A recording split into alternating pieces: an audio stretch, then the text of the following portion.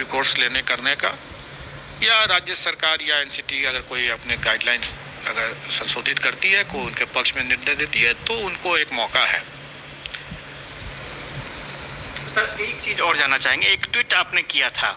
9 से 12 तक के अभ्यर्थी जो हैं उनके लिए, बहुत हमारे पास मैसेज आए कि सर से जाकर के पूछिए कि ये जो तैयार रहने की बात है, आप लोग तैयार रहें डॉक्यूमेंट वेरिफिकेशन के लिए, ये क्या है सर? डॉक्यूमेंट वेरिफिकेशन बहुत जल्दी स्टार्ट होने वाला है, और जहाँ तक मुझे अभी ज्ञात है वो हम लोग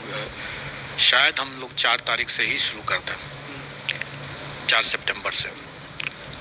और ये डॉक्यूमेंट वेरिफिकेशन हमारा 11th 12th और 9th 10th और इसका होगा, और इसी में दिव्यांगजनों का भी हम लोग मेडिकल कराएंगे, क्योंकि इसके बिना हम परीक्षा फल नहीं दे सकते हैं। और स्वाभाविक है कि इसमें चूँकि ये ST वाले हैं इसमें, इसलिए सबके सब मैं समझता हूँ कि इसमें बिहार के ही निवासी होना चाहिए, और इसमें हम लोग उनको अपने गृह जिला में ही ये डॉक्यूमेंट वेरिफिकेशन की व्यवस्था करेंगे, ताकि उनको ज़्यादा इधर उधर भटकना न पड़े। लेकिन एक सीमित समय देंगे हम उन्हें, और उसी सीमित समय के अंदर में उनको डॉक्यूमेंट वेरीफाई कराना है और अपना जो मेडिकल कराना है जो दिव्यांगजन है।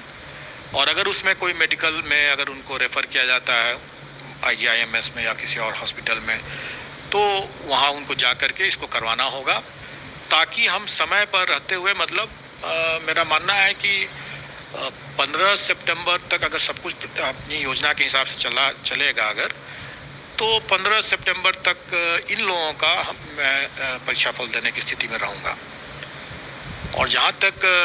प्राथमिक की बात है, वो मैंने पहले ही बताया कि उनका डॉक्यूमेंट वेरिफिकेशन भी हम लोग स्टार्ट कर देंगे, और लेकिन उसमें थोड़ा टाइम लगेगा। तब तक प्राथमिक के अलावे जितने लोग हम लोग कर चुके रहेंगे।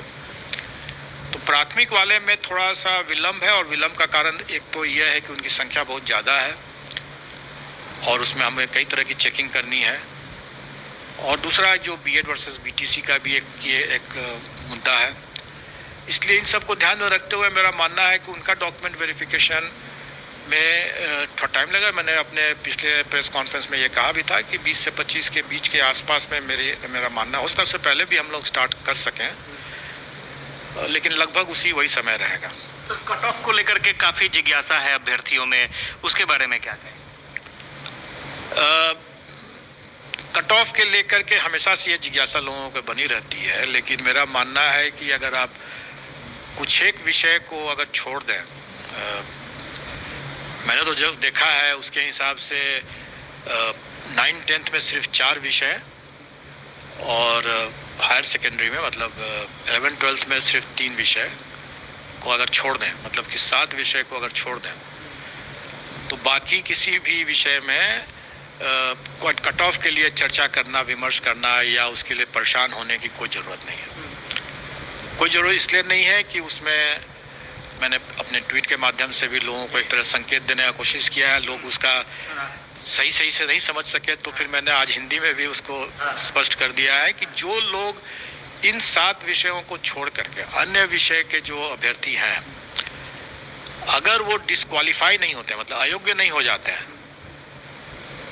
तो उनकी नियुक्ति उनका पक्का है, क्योंकि वैकेंसी है ज़्यादा और अभ्यर्थी कम है उसमें। लेकिन यही स्थिति बाकी में नहीं है। अब जहाँ तक बाकी जो 7 विषय बचते हैं इसमें, उसमें